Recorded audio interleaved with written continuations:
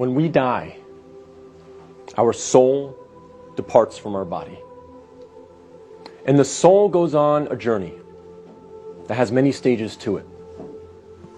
And for the beginning of this khutbah, I want to focus on one stage of the journey of this soul. And that is when the soul descends into the grave to be reunited with our bodies. And when the soul is coming down, it witnesses the janazah, the funeral. And your body is laying there on the ground, wrapped up, getting ready to be buried.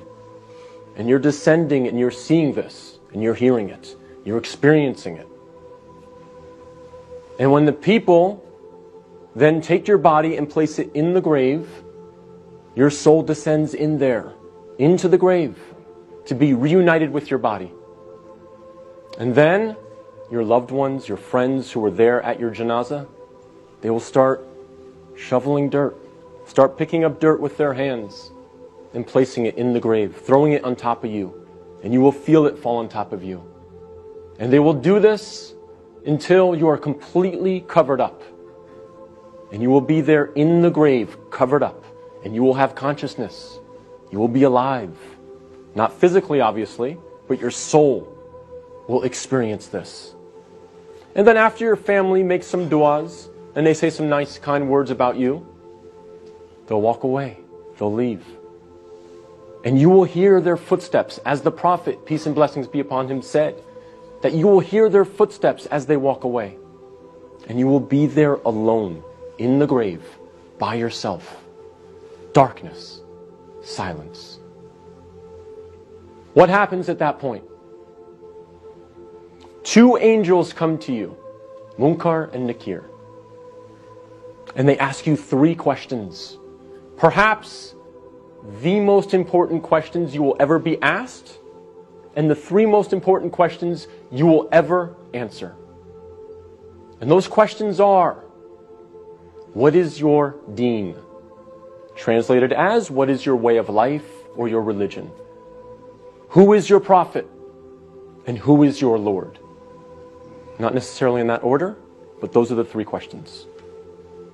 And if you answer these questions correctly, all three of them, your stay in the grave will be one of peace. You'll have peace. You'll have pleasure.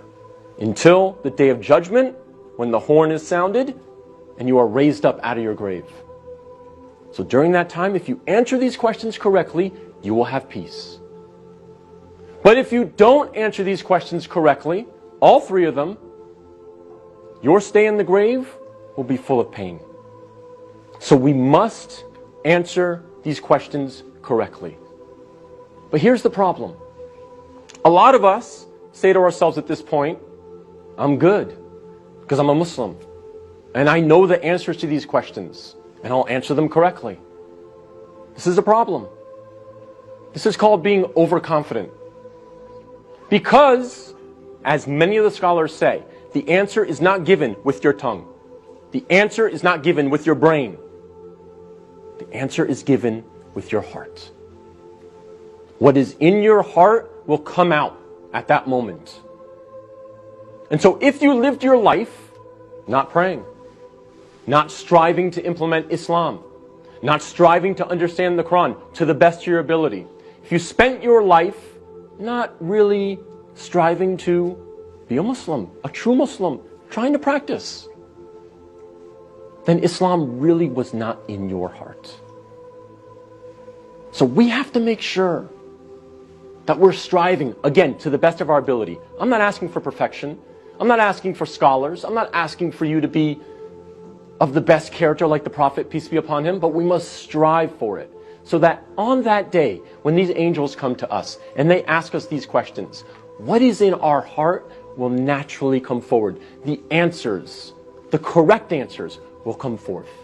And not the answers of, I was striving for something other than the pleasure of Allah. So we have to make sure that Islam is in our hearts, not just on our lips, not just in our mind.